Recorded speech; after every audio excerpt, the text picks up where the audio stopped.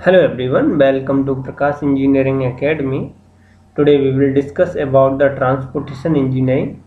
तो ये हमारा लेक्चर सीरीज 4th है जो हमारा एसएससी जेई के लिए चल रहा है। ठीक है, एसएससी जेई के लिए तो देख रहे हैं कौन कौन से क्वेश्चन जो हमने पहले क्या क्या डिस्कशन कर लिए हैं और क्या क्या बचा हुआ है।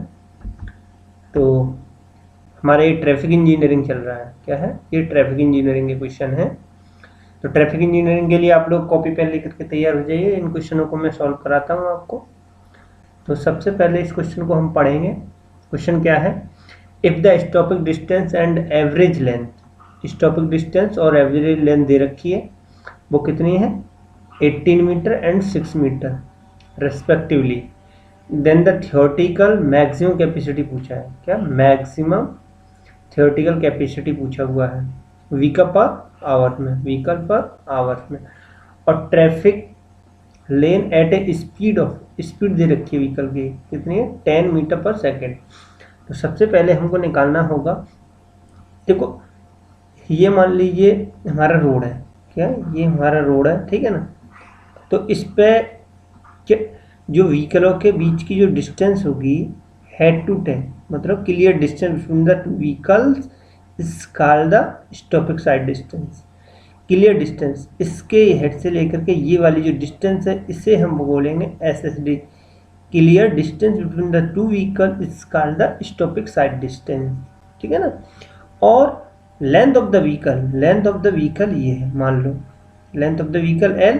तो ये जो टोटल डिस्टेंस हो गई ना, stopping distance and length of the vehicle, this is the distance headway.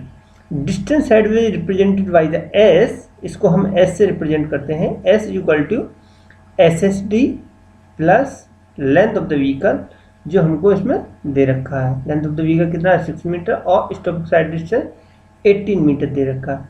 18 metre और 18 plus 6 metre is equal to, ये हो गया 24 मीटर।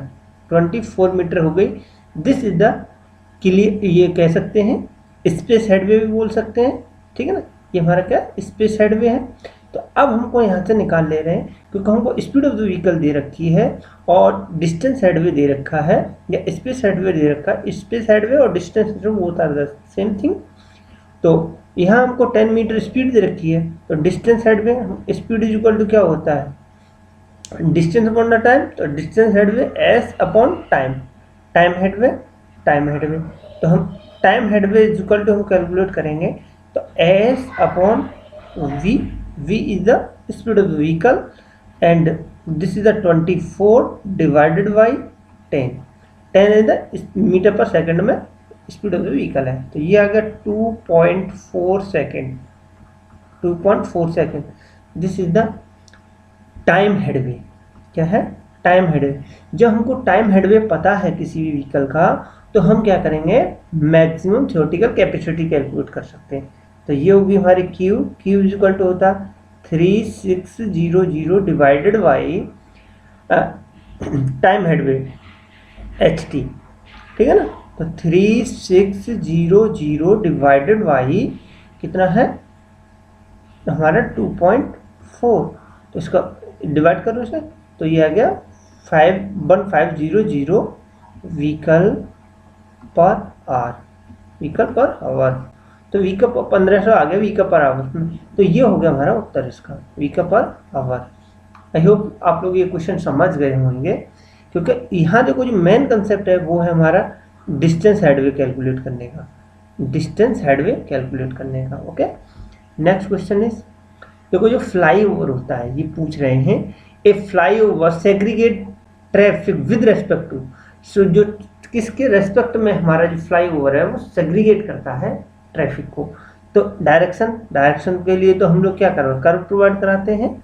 ठीक है ना। Speed of the vehicle, speed से नहीं होगा, कोई भी स्पीड का कोई भी व्हीकल चलता है रोड पर, तो ये दोनों ऑप्शन नहीं होंगे।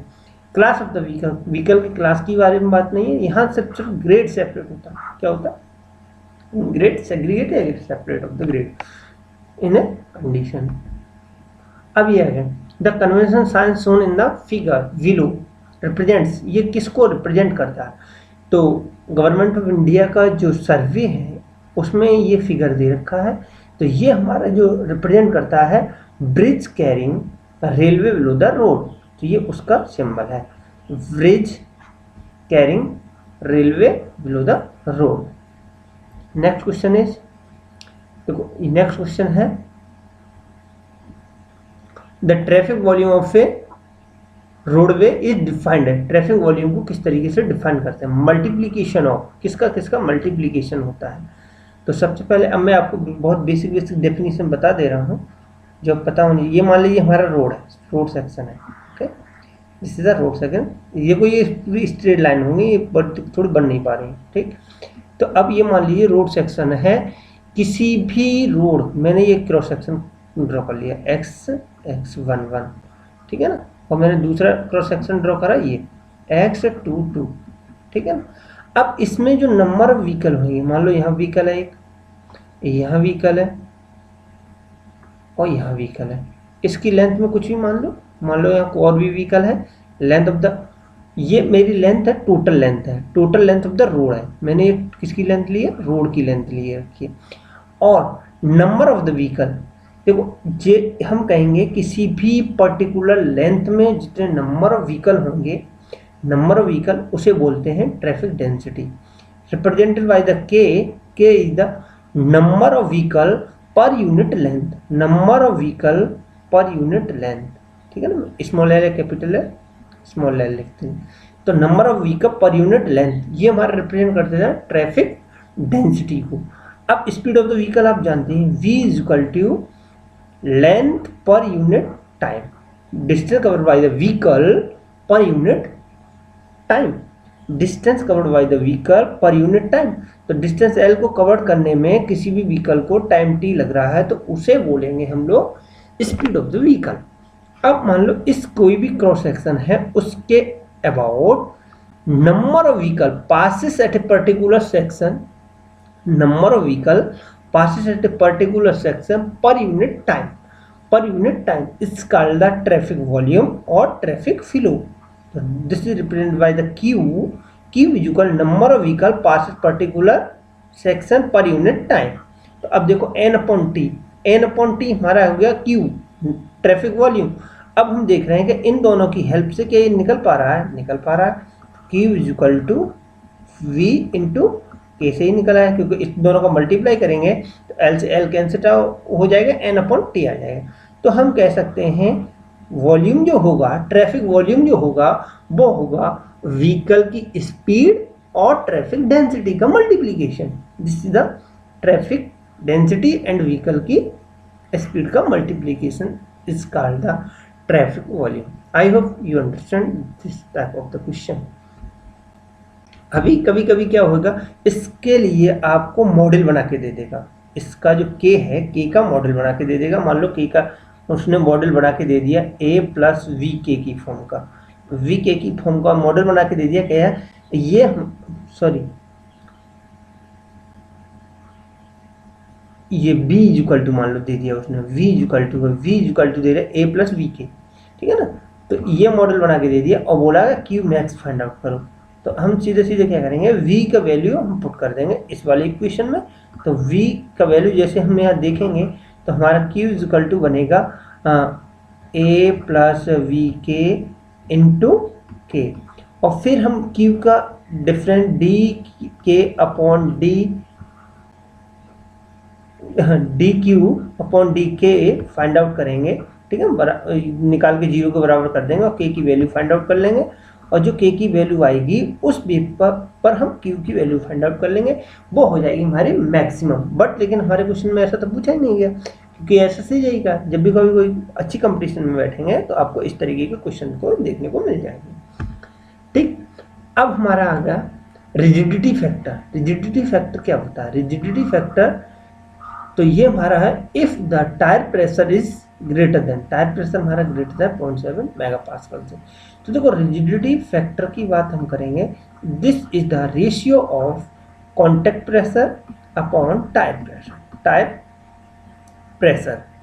टायर प्रेशर की बात करेंगे और कॉन्टैक्ट प्रेशर का जो रेशियो होगा कॉन्टैक्ट प्रेशर और टायर प्रेशर का जो रेशियो होगा उसे हम बोलेंगे रिजिडिटी फैक्टर, और 0.7 मेगापास्कल के लिए this is the less than the 1. Okay, I hope you understand this type of the question.